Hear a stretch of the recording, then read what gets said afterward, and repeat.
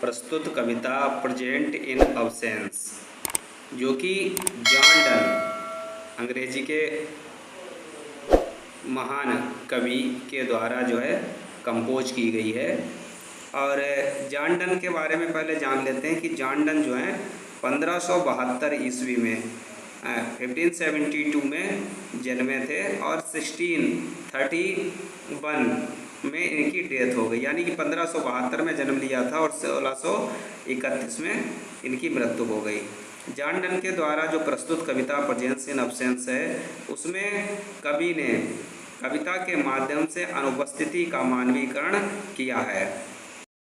कवि ने कविता के माध्यम से सच्चे प्रेमियों के लिए ये दर्शाया है कि सच्चा प्रेम जो है वो हमेशा बना रहता है, उसमें किसी भी विरोध की भावना नहीं होती है और वो सदैव ही स्थिर रहता है।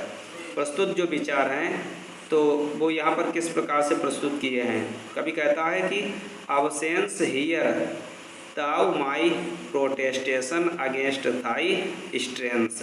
कवि कहता है कि अनुपस्थिति जो कि हियर मीन्स सुनने में ऐसा महसूस करती है जैसे कि वह मेरे लिए एक घोषणा कर रही हो, अगेंस्ट थाई स्ट्रेंथ, तुम्हारी उस शक्ति के आगे, जो कि distance and length.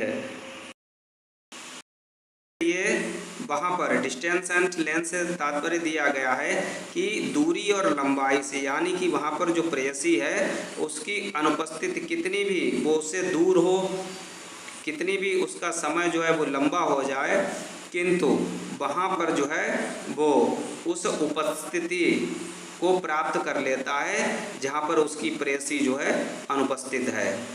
Do what thou canst for alteration for hearts of truest metal. कवि का मानना है कि कितना भी परिवर्तन हो जाए, कुछ भी हो जाए, किंतु वास्तव में जो सच्चे प्रेमी हैं उनके हृदय आपस में मिक्स मेटल जुड़े रहते हैं एक दूसरे से, और कभी भी वो अपने प्रेम की असफलता की ओर नहीं जाते हैं, अर्थात उनके हृदय से प्रेम को अलग नहीं किया जा सकता है।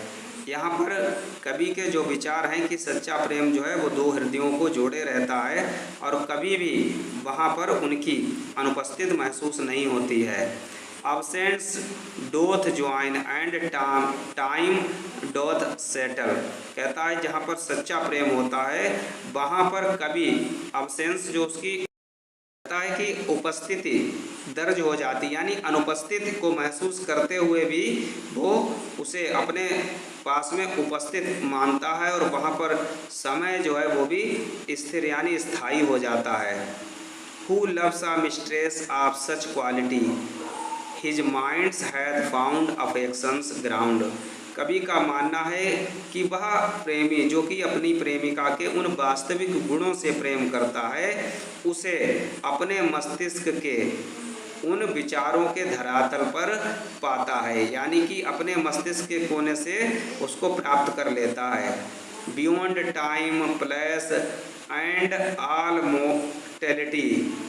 इसकी बजाय समय, स्थान और जो नश्वरता है, यानी मॉर्टेलिटी माने हमारा शरीर जो है कैसा है, नश्वर है, इसके परांत भी to hearts that can not very.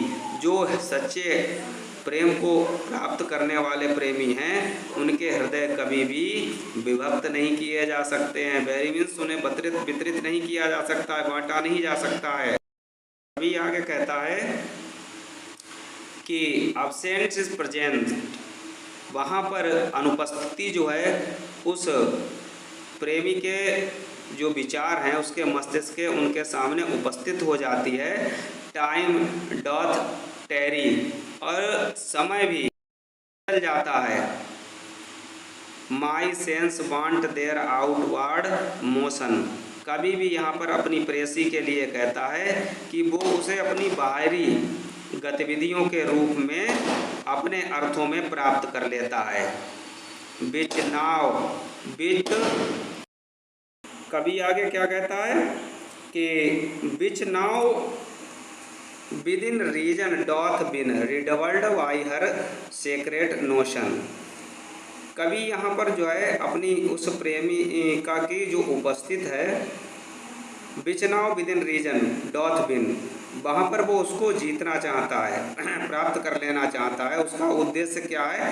ठीक उसी प्रकार से जीतने के लिए जिस तरह से riddled by her secret notion like rich man that take pleasure, जिस तरह से एक धनी व्यक्ति अपने उस धन को छिपाने का प्रयत्न करता है और उसके बाद वो प्रसन्नता का अनुभव करता है उसी तरह से यहाँ पर कभी भी जो है अपनी उस अनुपस्थिति में प्रेयसी को अपने विचारों में प्राप्त कर लेता है तो उसी प्रकार की खुशी वो भी प्राप्त करता है।